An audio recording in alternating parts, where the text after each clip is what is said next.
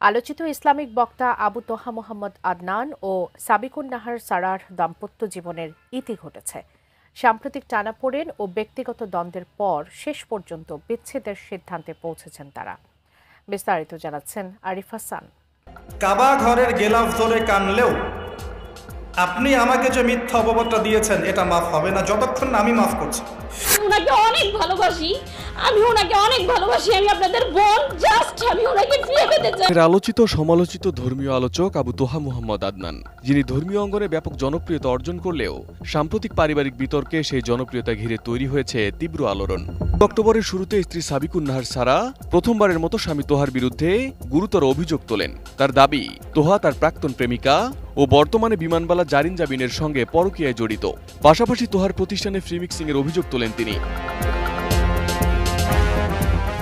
যদিও এসব অভিযোগের জন্য পরবর্তীতে তিনি ভুল স্বীকার করে প্রকাশ্যে ক্ষমা চান, তবুও কিছুদিন পর আবারও একই অভিযোগ তোলেন সাবিকুন নাহার সারা।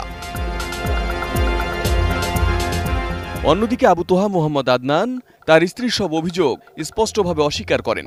এমনকি আল্লাহর নামে কসম করে তিনি বলেন, হে আমার জাতি, শুধু এতটুকু বলতে চাই, আরশের মালিকের কসম, আমাকে গুছিয়ে একের পর এক মিথ্যা অপবাদ দেওয়া হয়েছে। কাবার রবের শপথ, আমি জিনাকার নই। মুহাম্মদের রবের কসম, আমি ব্যভিচারী নই। যার হাতে আমার প্রাণ, তার কসম, যেসব অভিযোগ আমার বিরুদ্ধে তোলা হয়েছে আমি সেগুলো থেকে সম্পূর্ণ মুক্ত। আমার কোনো পরনারীর সঙ্গে কোনো গেলাফ ধরে কানলেও আপনি আমাকে যে মিথ্যা অপবাদটা দিয়েছেন এটা মাফ হবে না যতক্ষণ না আমি মাফ করছি।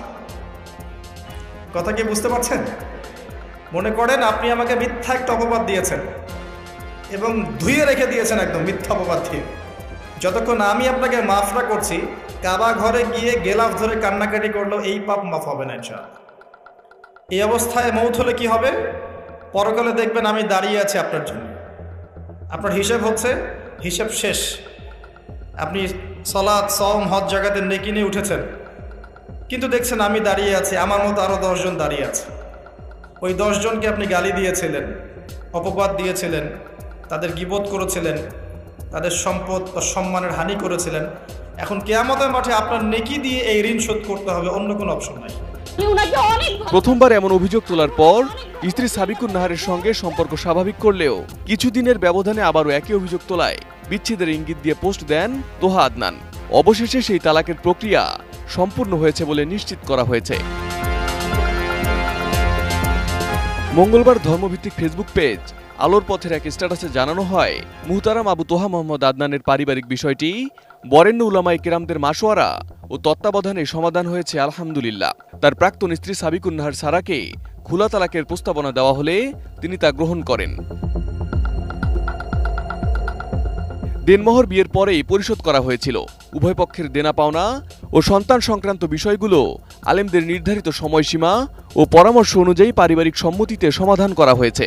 বর্তমানে তাদের মধ্যে কোনো বৈবাহিক সম্পর্ক নেই।